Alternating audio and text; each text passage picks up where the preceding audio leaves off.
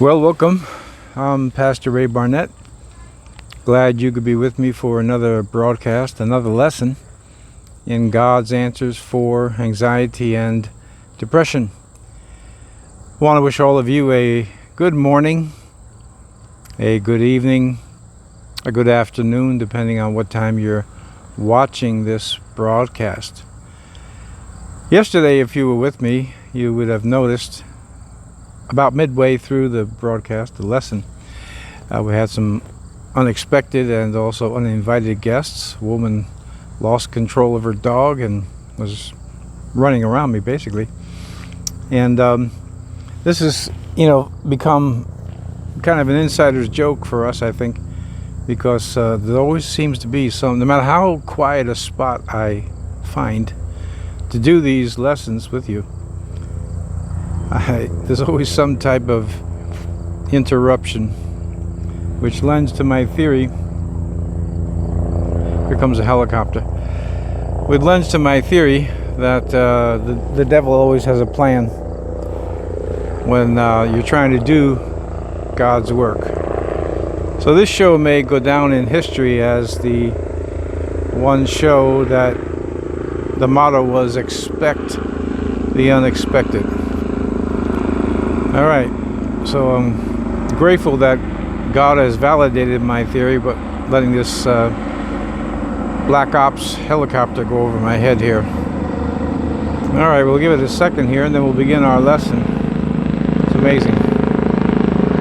By the way, I had to pick a couple of spots to find in order to do this show. This helicopter's right over my head. I had to find a couple spots to do this broadcast. I try to find obviously quiet spots for a lesson. And would you believe that helicopter is circling me? Well, I went to my one spot, and then we had to, the guy was cutting the grass, went to another spot, and everybody decided to meet at that one spot this day. And then I came to this spot, make an announcement to you that we have unusual visitations and what comes over here, but a Black Ops helicopter actually circling me. Yeah, I think the new name of this broadcast should be Expect the Unexpected, which would be perfect for people dealing with anxiety, maybe not so much depression. All right, I think that they're gone, and I am no longer a person of interest. Good. Okay. Should be quiet for a while. Let's see. All right. So yesterday, let's get into it. I left you with the thought that in order to overcome nervous symptoms, you have to have a will or a willingness to bear with the discomfort of your nervous symptoms. That was yesterday's lesson, being Wednesday, and then Monday and Tuesday I spoke to you about the idea of averageness. So I'm going to kind of put them together today. If you missed those lessons, by the way, check out Mondays and Tuesdays when I talked about no matter what type of symptom you're having, from a nervous disorder, a nervous system that's overly sensitive, and so on, that your symptoms are in the range of average. They don't feel that way, but that's the truth. And the more that you can accept that, the sooner you're going to be able to calm your body and your mind down. Yesterday I finished, as I just mentioned, with the thought that you have to have the will to bear the discomfort of those symptoms in order to challenge them and prove to yourself that there isn't any danger in the symptoms. So we have established many times that with nervous symptoms, the brain receives a signal that says that you're in danger. I mean, you don't hear that word, obviously, but that's what is registering in the brain, that you're in some kind of danger. And oddly enough, it's always vague. Well, I shouldn't say always. Many times it's vague. Sometimes, you get, I'm dying, I'm losing my mind. Then it's not so vague. But many times vague, perhaps not always. In either case, it's a one-word idiom: danger. I'm in danger.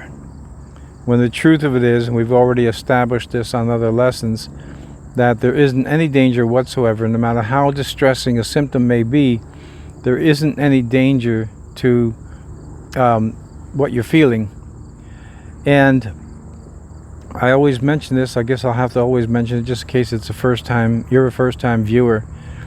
This is always understood that you've been thoroughly checked out medically by a competent medical professional. So you rule out real organic disease. We have also established that when the nervous system is overly sensitive or overly sensitized, you can consider it a type of physical defect. However, or a handicap. We went over that a few days ago. But it's not, and thankfully, it's not something that is a true danger like we have with heart disease and cancers and so on.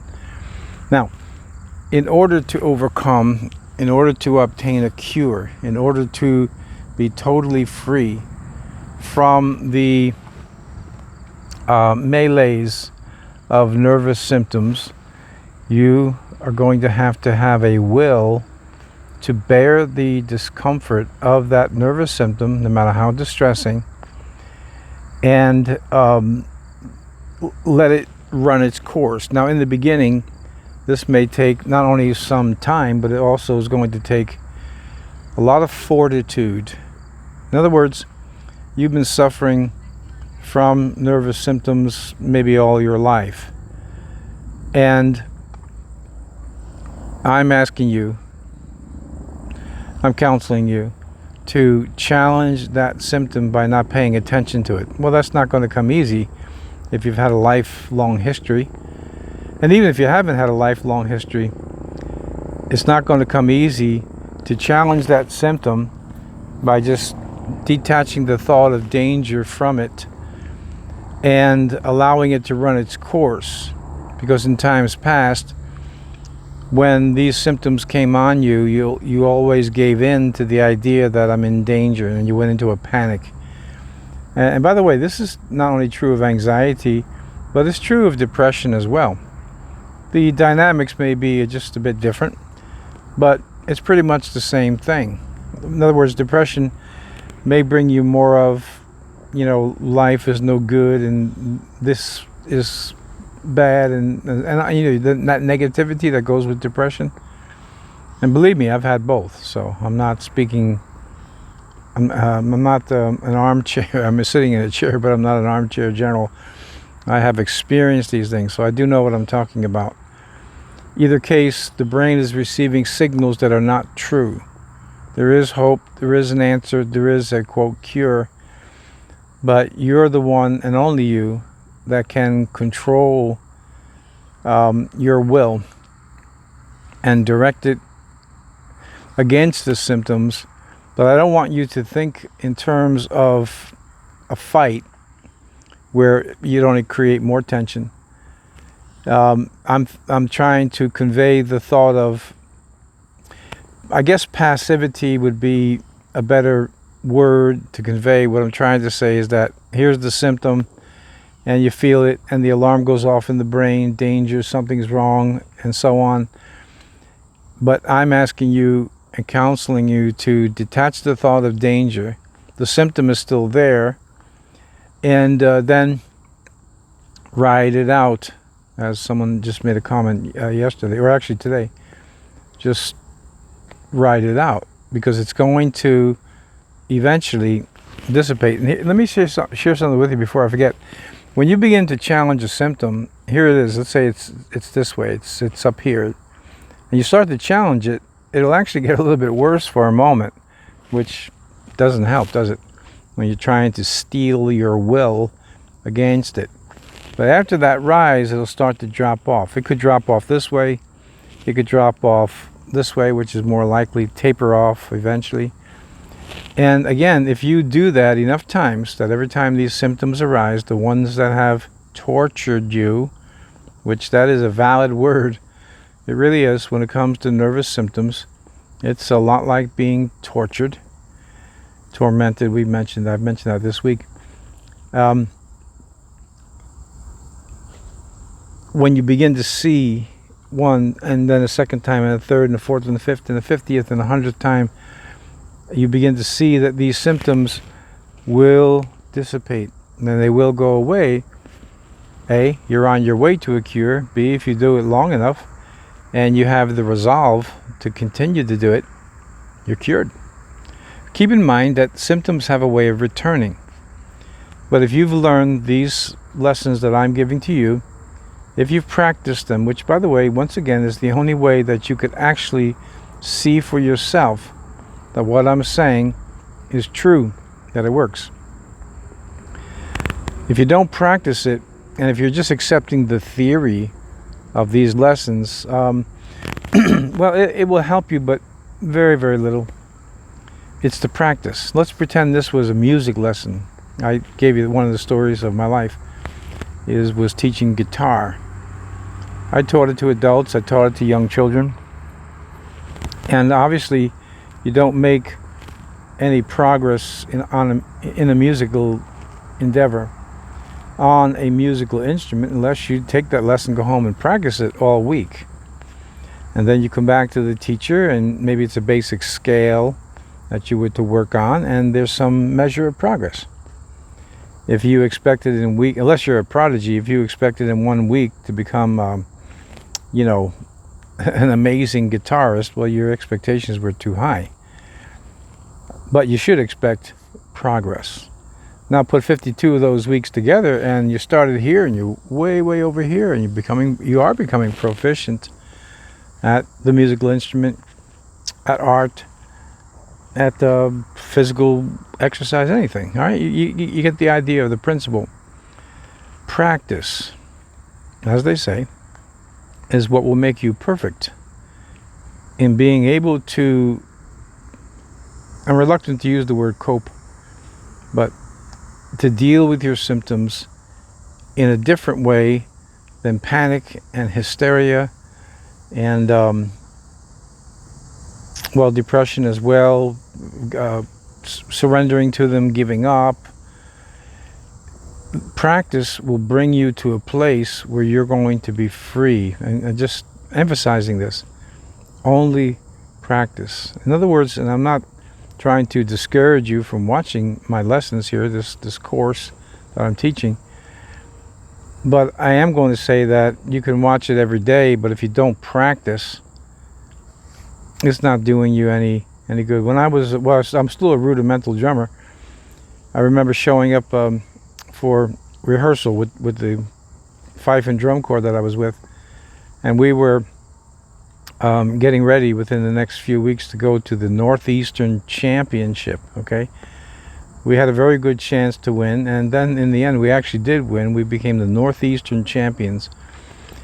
But I was a very young drummer playing with, well, I'll call them professional musicians. They didn't actually get paid as musicians, but they were highly, highly accomplished drummers and fifers. Anyway, I came in and I was hoping to squeeze in like I usually did between the older guys and the more proficient, and then I could lay back a little bit. But that night I showed up and the other drummers were late. So it was just me and the instructor. So he asked me to begin to play. I was nervous, partly because I wasn't as proficient as the drummers around me, and partly because I rarely practiced. This is an example of an instrument. Music always came fairly easy for me, but at the same time, I didn't reach the levels I could have reached. I mean, early on. That I could have, because of the fact that I didn't practice. Well, he really gave me a tongue lashing, and he brought me to tears. Of course, I was very young at the time, but I think when I thought it over, I did get the picture, He told me that I was going to cross the drum. I could cross the drum corps, the whole Northeastern Championship, and on. And of course, he was right. Okay, so I went home and practiced. You get the concept. If you don't engage your will to bear with the discomfort, and it could be today, the next time panic hits you, symptoms which precipitate a panic hit you, or that depression that's been nagging you. You've been feeling good maybe for a few days, and all of a sudden, boom, here it comes again. If you don't have the will, don't engage the will to say, well, I'm going to bear this time with this discomfort, then your chances, once again, of making progress are probably not too good. It's practice. And that's where the difficulty comes in. Remember once I told you how a principle can be simple but not easy? They're not the same things. I mean, to run a marathon, 26 plus miles, 26.3 miles, is simple. One foot in front of the other, there you go. But easy? No, especially if it's a place like Boston and you're going up Heartbreak Hill and all this. No, it's not easy, but it's simple. So I want to communicate that when you engage your will to bear with the discomfort of your symptoms, what I'm telling you is a simple principle.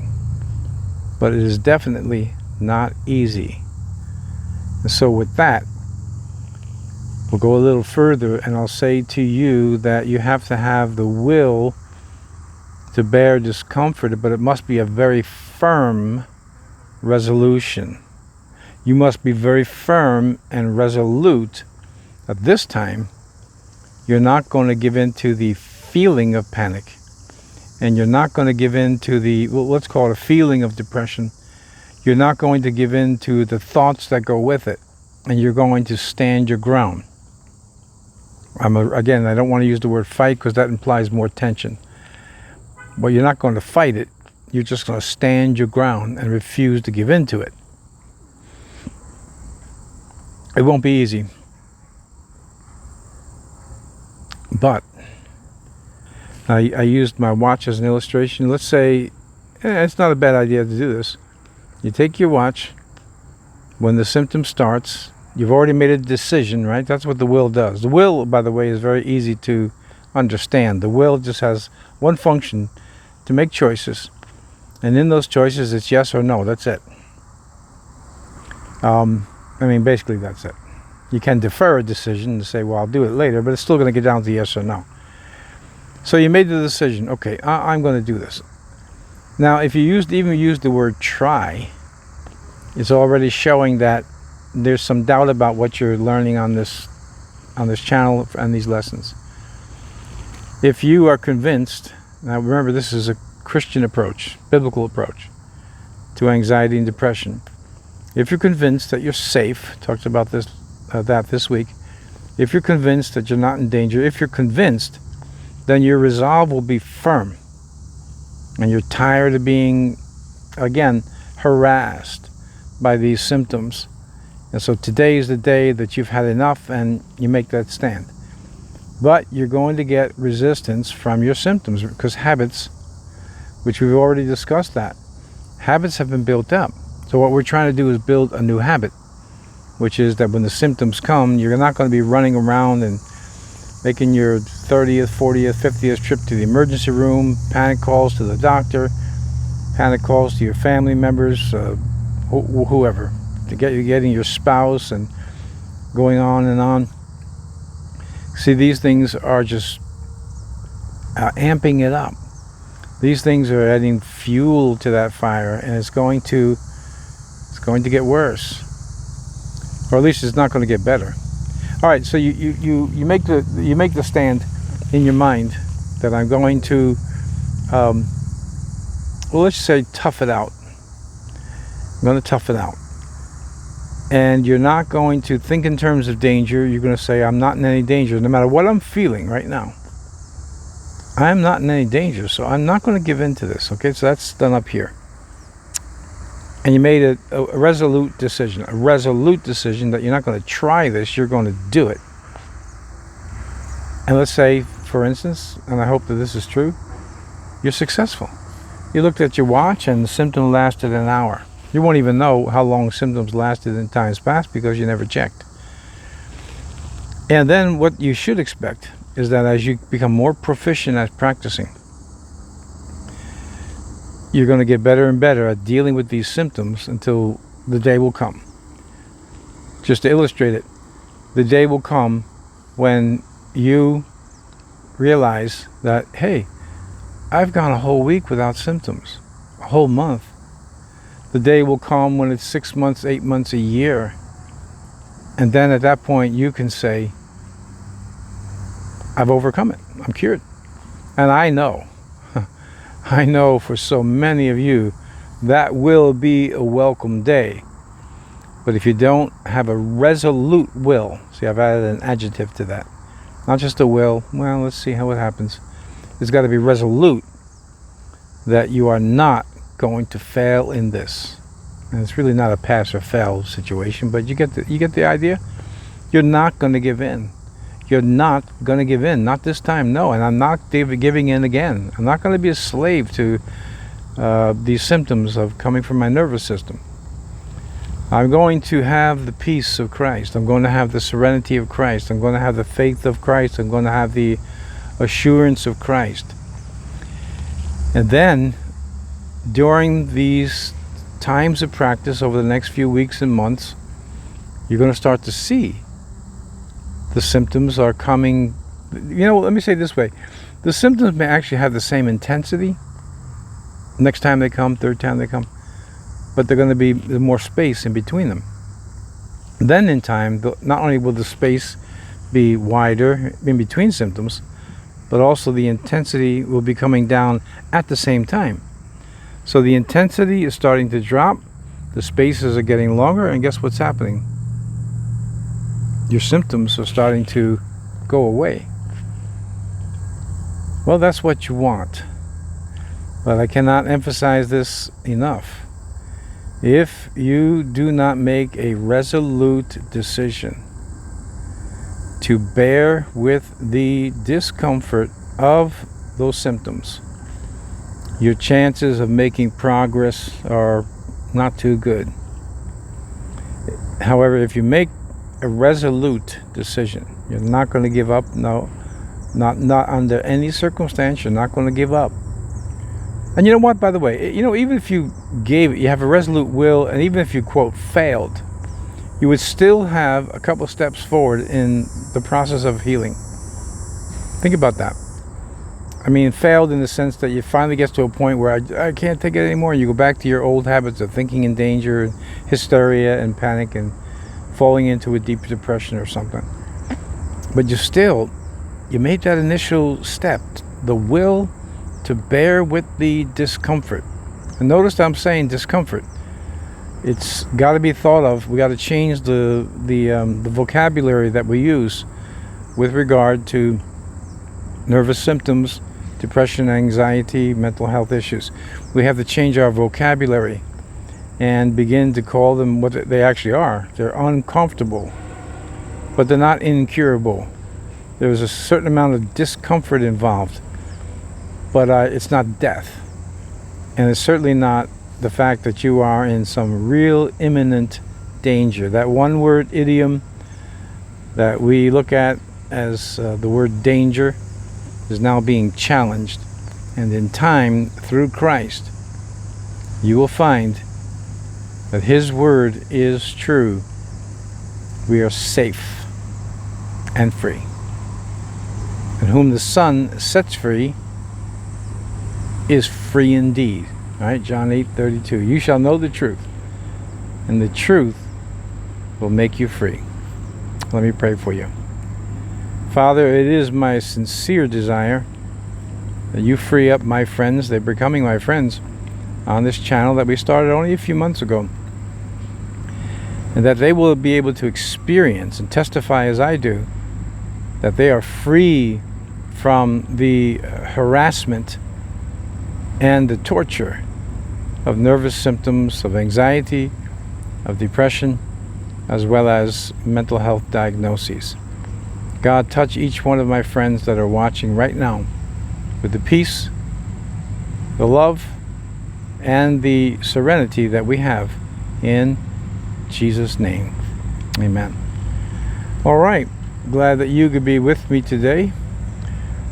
I do plan on being with you tomorrow, Lord willing, and we'll have to see what other surprises come our way during this broadcast. What will the devil bring next to try to interrupt this broadcast? But I have a resolute will that I'm going to get through whatever it takes to bring these messages through to you and for you. All right. As always, if you're interested in these lessons and you're not already subscribed, please subscribe. That encourages me. And also make sure you hit the notification button. Basically, I put these up at the same time every day. But, things can change, and I do miss a day here or there, as you know. So please subscribe and hit the notification button. And God willing, I'll be with you here again tomorrow on God's Answers for Anxiety and Depression. Thanks for being with me. Have a good day in Christ. And remember, have a resolute will. Refuse any longer to be tormented. God bless you. See you tomorrow.